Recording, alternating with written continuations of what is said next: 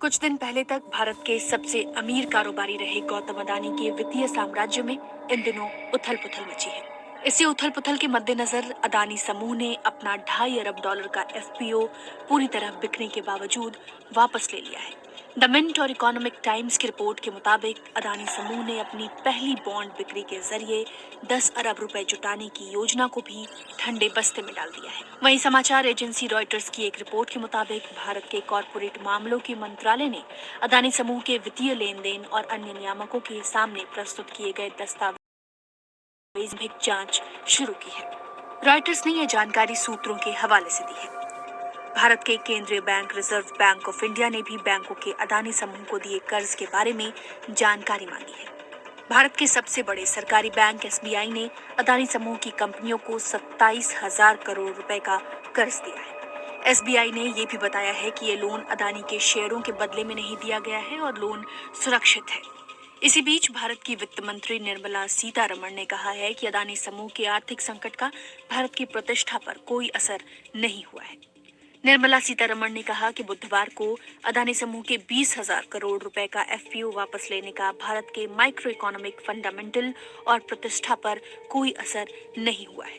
निर्मला सीतारमण ने यह भी कहा है कि भारत के नियामक सरकार के दबाव से मुक्त हैं और बाजार को स्थिर और नियमित रखने के लिए जो भी जरूरी होगा वो करेंगे।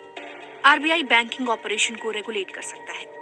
आरबीआई कर्ज के लेन देन को रेगुलेट कर सकता है। आरबीआई ने बैंकों से अडानी समूह को दिए कर्ज के बारे में जानकारी मांगी है। वित्तीय मामलों के जानकार मनोज कुमार कहते हैं कि आरबीआई कर्ज की सिक्योरिटी और दस्तावेजों की भी जांच कर सकता है। आरबीआई ये जांच कर सकता है कि कहीं कर्ज देते वक्त कोई असामान्य फायदा तो नहीं पहुंचाया गया है। Securities and exchange of board India यानी सेबी की भूमिका कैपिटल मार्केट की निगरानी है। मनोज कुमार कहते हैं कि सेबी लिस्टेड कंपनी की डेट, सिक्योरिटी और इक्विटी की निगरानी करता है। सेबी कंपनी के वित्तीय स्टेटमेंट में घोषित वित्तीय लेन देन की जांच कर सकता है, यानी सेबी कंपनी के दस्तावेजों की जांच कर सकता है और अगर उसे जरूरत महसूस होती है तो वो गहन जांच के लिए फॉरेंसिक इन्वेस्टिगेटर नियुक्त कर सकता है। अगर निवेशकों की कोई शिकायत मिलती है और उसमें कुछ ठोस होता है तो सेबी उसकी भी जांच कर सकता है। सीएनबीसी के मुताबिक सेबी ने बीते शुक्रवार भारतीय बैंकों को ईमेल किया है जो विदेशी निवेशकों के भारत में निवेश करने के लिए पंजीकरण कराने की सुविधाएं देते हैं। मनी कंट्रोल ने सेबी की ओर से उठाए गए इस कदम को लेकर कहा है कि ये कदम उठाने का समय बेहद अहम है, क्योंकि अमेरिकी फॉरेंसिक फाइनेंशियल कंपनी हिंडनबर्ग ने अडानी समूह पर आरोप लगाया है कि उसने अपनी लिस्टेड कंपनियों में निवेश करने वालों की असल पहचान छिपाई है।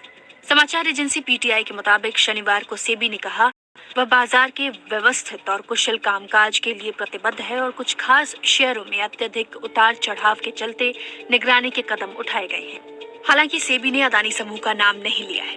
मनोज कुमार कहते हैं सेबी जरूरत पड़ने पर समूह के सीएफओ, मुख्य वित्त अधिकारी और अन्य अधिकारियों के बयान भी दर्ज कर सकता है। जरूरत पड़ने पर सेबी लेन देन बंद करने का या कुछ इकाइयों को प्रतिबंधित करने का आदेश भी दे सकता है, लेकिन ये सब जांच पर निर्भर करता है। सेबी के पास जांच करने के अधिकार हैं, लेकिन वो जांच तभी करेगा जब उसे कुछ गलत नजर आएगा। सेबी के अभी तक दखल न देने के सवाल पर वित्तीय मामलों के जानकार शरद कोहली कहते हैं कि सेबी मार्केट रेगुलेटर है।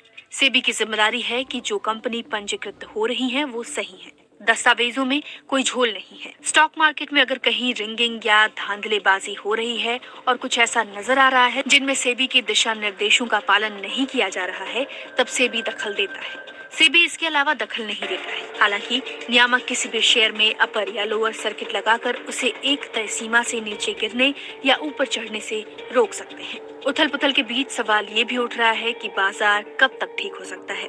विश्लेषकों का मानना है कि हिंडनबर्ग की रिपोर्ट में जो भी दावे पेश किए गए हैं उन्हें लेकर बाजार में निश्चिंतता आनी चाहिए।